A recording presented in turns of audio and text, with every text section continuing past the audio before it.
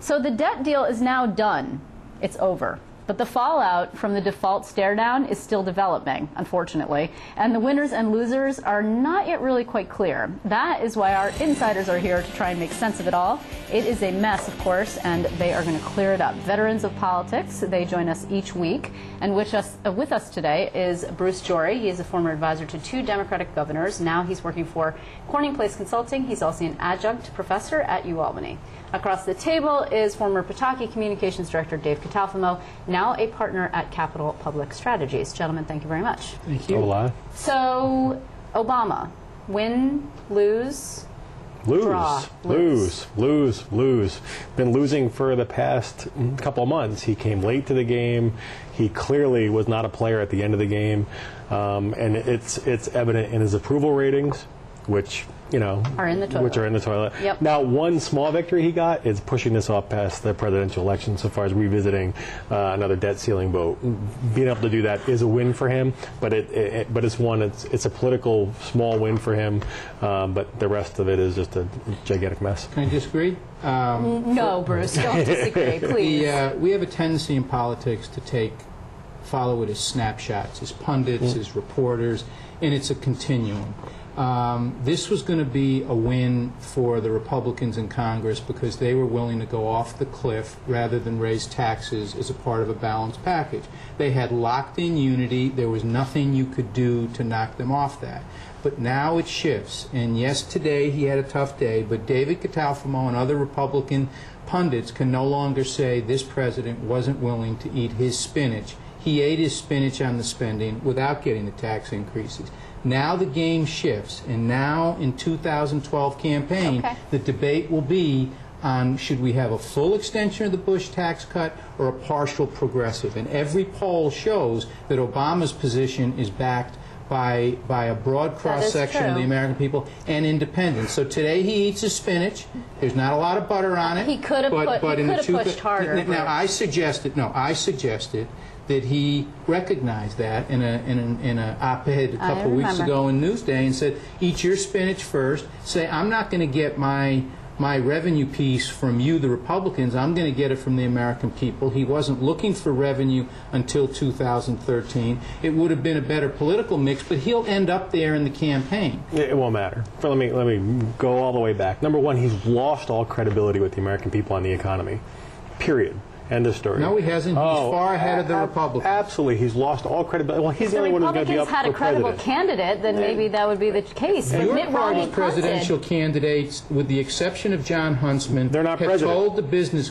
They're not president. And they won't be as a consequence. They have told the Chamber of Commerce and the business community, who understand what default would have meant, we don't care, we're against it. So I think... have your laughs now. Have your smiles now. Say it down. This isn't a laugh or a smile. From now on, the reality is it's an ascending. It will be ascending polling data. The only thing that's ascending is the unemployment rate, unfortunately, which is at 9.2%, which has been going up despite all the spending and everything that all the Obama economic policies have actually not improved our nation's economic climate. At the end of the day, excuse me, we've gained 2.2 million jobs. 9.2% unemployment. What was it? Had the president been elected with a rate over 8? What was it? What was it? Before the stimulus was enacted, it was 10.2. Has it come down enough? No. The Republicans left the economy. Okay, hold on. Yes, it was. Let me just ask you. I'm sorry. As much as I love it. Steak dinner. What the height was of the unemployment. It was 10.2%. Okay. Somebody in the control room Google that, would you please? And while they do that, while this is occurring, let me ask you this: is there any way that the president could have turned this big loss? And I have to agree with Dave on this one. It was a bad spinach day for the president. Could he have turned it into a win? Could he have been stronger? Could he have pushed harder? He had multiple opportunities. He could have linked it to the extension of the Bush tax cuts way back in whenever they did that last year. I mean, it wasn't like nobody saw the Republicans talking about the debt ceiling vote even way back then. There was an opportunity then to package it up then, politically speaking. I think that would have made more sense. But more importantly, he didn't show any leadership on the issue for the longest period of time, and that coupled with it really, I would say, and we can argue about the numbers, I would say the broad-based feeling that his economic policies have not resulted in making America a more prosperous or competitive place hurts him. Except how do you explain that in every poll taken, he rates significantly higher than the Republicans in Congress or any Republican running against him. Look, did he have a tough day? Yes. But it is going to improve for him because he is connecting with independents. Your party is consistently blowing what was their strength in 2010, which was the relationship with I do have to break in with very independent, important news. October 2009, I believe, was that it? 10.1%. 10.1%. So who owes whom a steak dinner there? Well, I didn't remember saying that I would bet, actually. Okay. All right. But I wouldn't have a steak dinner anyway. Hold on. So wait, we spent how many $1 trillion and we're down 800. We're down 0.8%. Okay, hold on. I want to move on real quick to Congress because there were other players in this particular game. We had obviously Boehner. We obviously had the Senate Majority Leader Harry Reid. Mitch McConnell was very important here. I think that he comes out smelling like a rose. We have a very interesting vote today. Senator Gillibrand, who almost never breaks with Senator Schumer, votes no.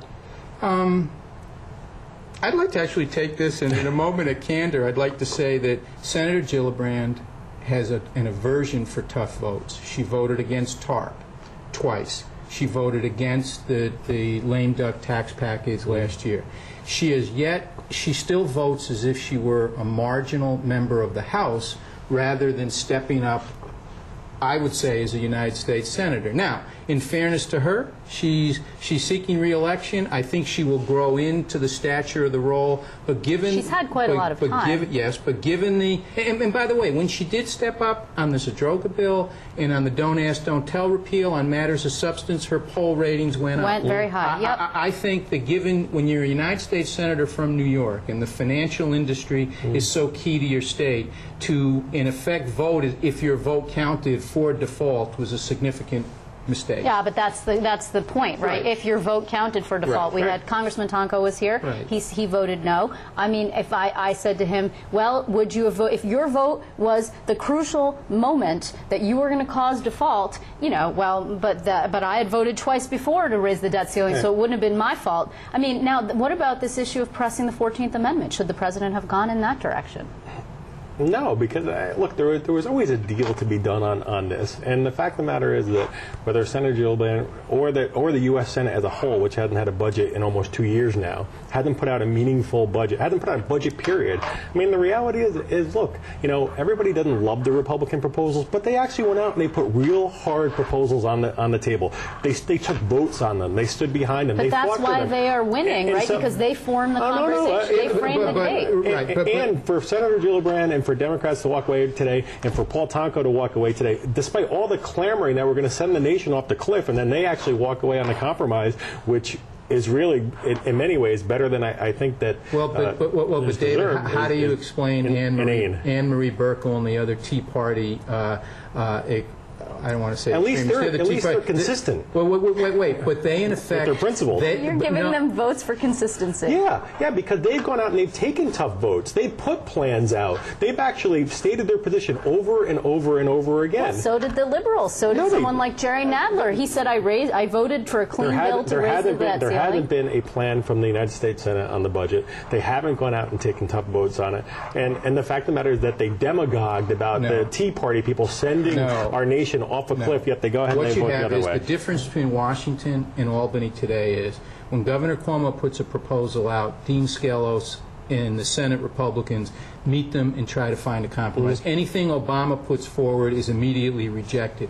Even when he puts his own proposal forward, he rejects his own proposal. No. Lowell Simpson. Look, by the way, the other factual mistake you made, in addition to unemployment, my friend, was when you said he wasn't at the table. At the end of the day, the deal was brokered between McConnell, the president, and Boehner, and they called the president, Bruce, please. No one in America is going to believe that President Obama brokered this deal. Well, they would be wrong. And by the way, on the polling day, the last 2 days, his Gallup tracking polls are starting to bounce back. And So, I mean, Okay. I'll be willing to make double my wager. Right. That's two steak dinners now, people. Within Two steaks. 3 or 4 months, his approval rating will be back to 47, and no Republican will be above 40. Are you taking this bet? This time we're holding you to it. Are you going to do it or not? You're acting like I welched on the last bet. I didn't take a just bet. tell us if you're taking Gentleman's it. Are you bet. taking Gentleman's it? bet. No money. No, I think that the politics of this is really still very unclear. Okay, I fair really do see that, but I don't see how the president carves a economic legacy out of this that is meaningful going into the next All right, election. let me just I don't ask see it. this question before we run out of time. Andrew Cuomo, very hands-off. It turns out to be probably very smart. He didn't want to weigh in on the debt ceiling debate. He said he wasn't going to make contingency plans, unlike other governors. Deval Patrick, for example, was making plans. He said the deadline is going to force them to get an agreement. He was right. Obviously, you may love it, you may hate it. Most people hate it, but whatever. So he played it safe, and he was right on this one, unlike Mayor Bloomberg, who injected himself into the whole discussion. So obviously that was the right decision, or not the right, or just he was just hedging his bets. I think it was the right decision for the governor, and just like I thought it was the right decision for other folks. I mean, bottom line is that his opinion didn't necessarily matter in this, and injecting himself in only really put him in a position to be right or wrong on issues that he had no control over. I mean, we saw this played out in the most unexpected way, and I think, standing aside I was the agree right for thing. a different reason. He has just kept a singular focus on being governor for New York and not losing any political capital because he's trying to build a broad consensus. So I don't think Bloomberg hurt himself, but clearly Cuomo was prudent, careful, and no losses here. But there was not, I mean, you had the state comptroller of New York and the comptroller of New York City come out and say, well, this could be calamitous for the state in part because of the fight. We are the home of the financial district, so. And they're sitting on multi-billion-dollar, in fact, $100 billion pension funds that would have had a hellacious hit on them. So their controller could do that without being political, just factual. And I think both Lou and DiNapoli were wise to bring their views forward. So you agree on that? Again, I mean, my view mostly is that there was really not a lot to be gained by weighing in from the point of view that it really is beyond, beyond the control of the governor or the comptroller or the mayor, for that matter. All right, well, fair enough. All the time. I'm sure we're going to be talking about this again. And it's fun because you get all fired up, which right, and a dinner. 2 months from now. 2 months. 2 months from now. 2 months from now. You got it, right? Yeah. You got it. Good. I might even start eating steak just for fun. Thank you very much, Bruce. We could give you a vegetarian option. No, thank you, Bruce, Jory, for being here. Oh, no, steak is quite much more expensive. Okay. And Dave, thank you very much for being here.